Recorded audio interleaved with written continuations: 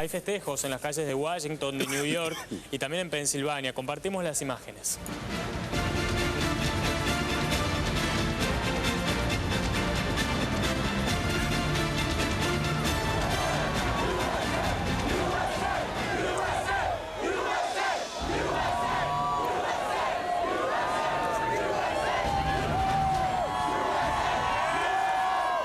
Bueno, a mí esta es otra de las imágenes que me sorprendió, ¿no? Primero el graf de la muerte de Osama Bin Laden y después los festejos, ¿no?, de la gente. Es entendible la sensibilidad que hay tras el atentado del 11 de septiembre, todo lo que generó allí en los Estados Unidos, pero me sorprende que la gente salga espontáneamente a festejar una muerte, ¿no? Bueno, es la muerte. En realidad están festejando, en cierta forma, la sensación que ellos tienen de fin.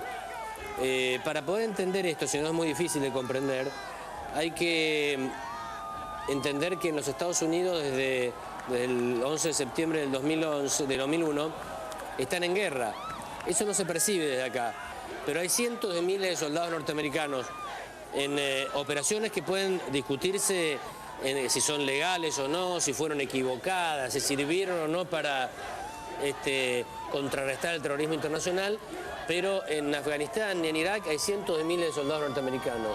Entonces estos festejos son los de un pueblo que siente que ha triunfado en una guerra. Porque esta guerra era muy especial. Las guerras a las que estaba habituado Estados Unidos era contra Hitler.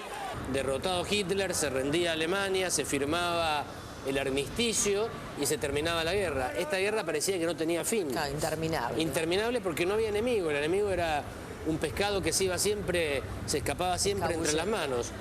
Entonces, el hecho simbólico de haber matado y tener el cadáver, que parece todo muy morboso y necrológico, o necrofílico, el tener el cadáver de Osama Bin Laden, a los norteamericanos les permite sentir que han ganado esa guerra. Fíjate además lo que es la cantidad de personas que están con teléfonos celulares y lo que decía Mariela de las redes sociales. Por eso Nicolás nos va a contar cuál fue la trascendencia que han tenido estos medios digitales en esta noticia, Nicolás. Bueno, Marcos, seguimos con esta cobertura. Sabés que desde que empezamos esta información se filtró en Twitter. Nosotros habíamos mencionado cómo fue la secuencia de la filtración a partir de un vocero de la Casa Blanca que empezó a reportar que el presidente de los Estados Unidos, de Barack Obama, iba a dar un importante anuncio. La verdad que no estaba planificado, por eso empezó a hacer bastante ruido. Luego el New York Times publicó a sus periodistas, la verdad que iba a haber justamente ahí lo estamos viendo en portada, y con esas imágenes que lo están reportando en este momento, esta es la tapa, la portada del New York Times, fue uno de los primeros diarios que empezó a anunciar que iba a haber un importante anuncio.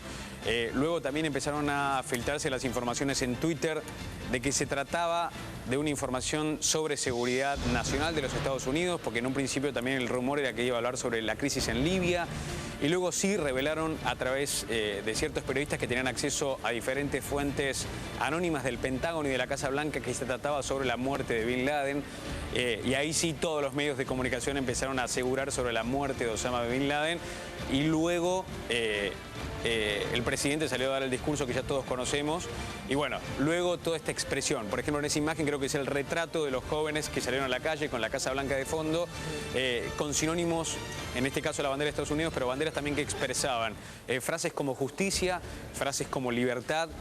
Creo que son las dos palabras que nos tomamos en toda la cobertura, y ahí podemos ver otra de las fotos en las calles, que rápidamente fueron retratadas vía redes sociales y también vía ciertos especiales multimedias de los diferentes diarios digitales. Atentos, y una foto, bueno, ahí las Fuerzas Armadas observando el mensaje del presidente, ¿no? Creo que una de las fotos que puede retratar esto.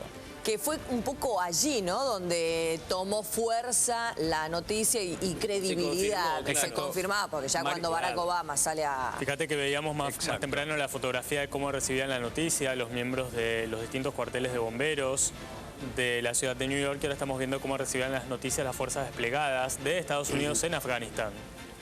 Y allí también lo que sucedía en Times Square. Esto es lo que decíamos, Marcos, lo que decíamos claramente es que están festejando la sensación de que consiguieron el objetivo por el cual se metieron en tantas guerras. hay que ver si esto es así. No, porque de hecho ya apareció también la foto, lo veía en la cobertura que hacían ustedes en la madrugada, del sucesor. Entonces, ¿hasta qué punto, no? Y estas redes terroristas son como aquella mitológica serpiente a la que se le cortaba una cabeza y le salían dos. Entonces, es verdad que le cortaron la cabeza central. Osama Bin Laden era mucho más que el jefe circunstancial de Al-Qaeda.